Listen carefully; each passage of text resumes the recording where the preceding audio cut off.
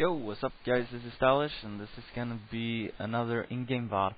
This is actually gonna be the in-game VOD of how to adjust the 9-min push to a Zerg that won't take to Hive. Because sometimes if you do the 9-min push and you push out at 9 minutes and you're gonna raid the Zerg that has Hive tech really fast, but if he doesn't have high tech, he's gonna rape you really bad because he's gonna have a lot of expansions, or at least one more expansion than usual, and more hatcheries and more units, and then you can't really make a timing push.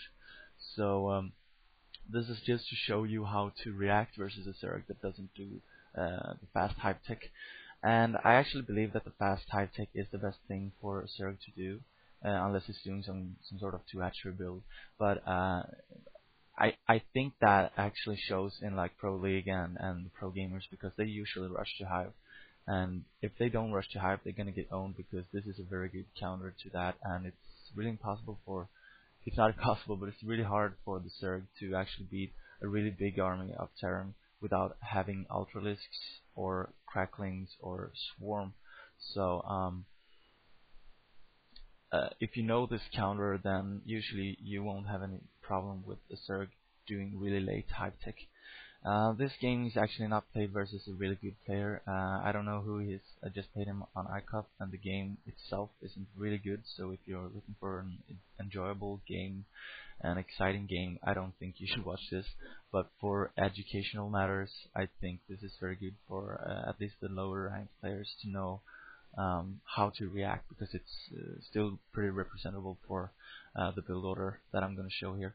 So I start off with a 9-min push, but actually I do a 10 racks instead, and I do a pretty early scout because this is on a pretty low rank on iCup and I don't want to get cheesed or anything like that. So I usually scout with the SV, making the first supply just to be sure, and then also I make it 10 racks so I'm able to defend any kind of 9 pool. Or 4 pool for that matter. And also, if I haven't scouted him when my first marine is finished, I make another marine, as I did this game. And then if I scout him before the second marine is finished, I just cancel that marine and get my command center up as fast as possible if he's doing the 12 hatchery. So I would suggest that you keep producing marines in the beginning until you have scouted what he's doing, because if he's doing a 9 pool and you're doing like a 1 rack fast expansion with 1 marine, you're gonna get pretty destroyed, and that's never a good thing. So be sure to think about that. And then the build order is just the same as I used on the 9-min push. I'm gonna make a new 9-min push game VOD. I'll try to get a good game. The reason why I chose this game was that I've actually been trying to record a couple of games where I do this strategy, and I mean some of the games they do 2 hatcheries, some of the games they do something else, and I have to like adjust my strategy. And I wanted to show you where like a normal game when the Zerg does a normal 3 hatch muta build. So and also a lot of the VODs has been corrupted somehow. I don't know. After like 6-7 minutes, my computer started lagging, and then the program just quits. So I finally got a VOD about this, and then I thought, well, then I might as well just post this. So it's not like to brag or anything. I know this player is probably pretty low ranked. I'm not trying to blame him or anything, but I just wanted you to know that this is what you should do versus the slow Hive. And it doesn't really matter if the game is good or not, because yeah, well, anyway, of course I will try to record more VODs of me doing this strategy versus better players. So you will see some pretty good games in the future, hopefully. For example, Nogrim has come back from his vacation, and probably I will be able to play some games versus him. Anyway, let's see here. What I do here is pretty much just the 9-min push. So the build order I've already covered in the 9-min push build order, so I'm not going to walk you through that here as well. On Andromeda, which is the map of the week right now, I usually place my barracks pretty far down here, so I get a good macro mode area, because it's quite narrow, close to your main. And that's good because then you get a good macro mode area, but it's also bad because if he does a 4 pool, it's going to be really hard to defend with your barrack being so far away from your command center. Because if you place a bunker or something like that, the marine has to go far distance. So it's actually pretty risky. But if you combine that with a really early scout, then I would suggest that you can do that. Also, if you haven't scouted him on the second try, I actually think it's good to take yet another SCV from your main and pull him towards the last um, the last spot where your opponent is spawning, because that way he will he will find the Zerglings if he's rushing halfway to your base, and you will be able to pull SVs and block the ramp or whatever.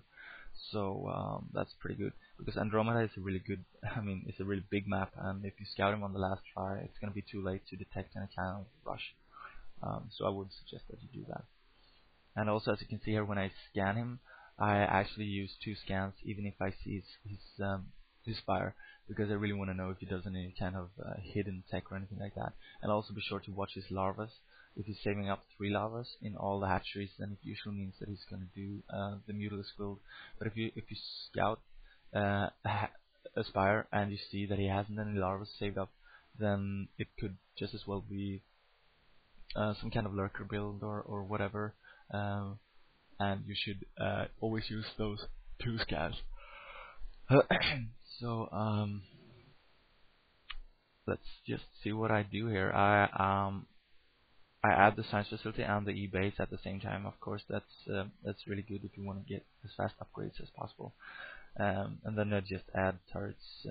I add some more turrets at the place where I think my marines won't be able to support them really fast. For example, here to the left of my main base, my marines won't really be able to go there in time for his Mutalisks. So I add 3 turrets and also 3 turrets in my natural. So if he's gonna attack that area, he's gonna have to actually kill like 6 turrets, and that's gonna be enough for me to kill him. And as you can see here, he thought that I only had like 12 marines or something like that, but be sure to always have hotkeyed your units in your main as well. So if he ever attempts any attack like that, just pull those marines as well and use the ramp to your advantage, so he cannot surround your units. And usually you're going to be able to send off that attack anyway. I lost a tank here, but he lost a lot more, so that's not really a big issue. So basically what you do is that before you move out with a 9-man push, you're going to scan his main and you're going to see if he is taking to Hive. If he's taking to Hive when you scan his main right before your vessel pops out, then it means usually that he's rushing to Hive. So, I mean not rushing to Hive, but taking fairly fast to Hive. And then you should continue with the 9-man push, I think. And if you see that he still has a lair and you don't even see like what's it called, a queen's nest. If you don't see a queen's nest or a hive tech, then I suggest that you keep making vessels instead of dropship after the first vessel. Just keep making vessels and keep making tanks, and you can usually delay the siege tank upgrade just like a few seconds more. And then just stand ground in your natural and just macro up. And what you want to do is actually gather a really huge army and then move out. I mean, if you see that he's not doing a hive tech, but you see the queen's nest when you scan right before 9 minutes, that means that he's doing a slow hive tech, but he's still doing the hive tech to get those defilers. And then you should move out when you have 2 vessels. You're gonna have like 5 tanks at that point, and also almost 3 groups of marines. So then you're gonna move out and you're gonna push his natural, because you don't want to waste time pushing any kind of expansion or something like that, because that will actually give him time to get those defilers up, and then he will be able to I don't know, fight back. It's still viable, but I really don't think it's a good idea because he can backstab you or whatever. So usually I aim for his natural expansion and then go towards his main. And if you scan him and you don't even see, like here for example, I see another hatchery and I don't see hive and I don't see queen's nest, that usually means that he has actually taken 2 more expansions and he's powering like a madman. He's getting a lot of lurkers and a lot of units, and then you actually just wait for the 2-1 upgrade. And by that time you're gonna have like 7 tanks, 3 vessels, and a lot of marines, and then you're gonna move out and basically just move to his natural, and he's not going to be able to kill all those units, because if you don't have any hive tech, there's no real way you can beat this size army Terran, and that's why the pro gamers usually do the Hive tech, because if they're playing a Terran who knows that you can't do a timing push versus something that isn't weak, for example, no Hive Zerg, the Terran will just macro up like this, and he will basically just steamroll the Zerg. So, I mean, in this game, this guy didn't have a lot of lurkers or anything like that, so basically I just A-moved him, but this is still the way I think you should play versus a Zerg that doesn't take to Hive. As you can see here, my army is pretty huge, and then I just control group a lot of units and send them to his natural, and then I just manually click on the rest of the units, and I have 2-1 upgrades as well, so it's going to be pretty easy to micro versus lurkers and whatever. So I hope you enjoyed these tips, and I'm going to try to make a better VOD next time.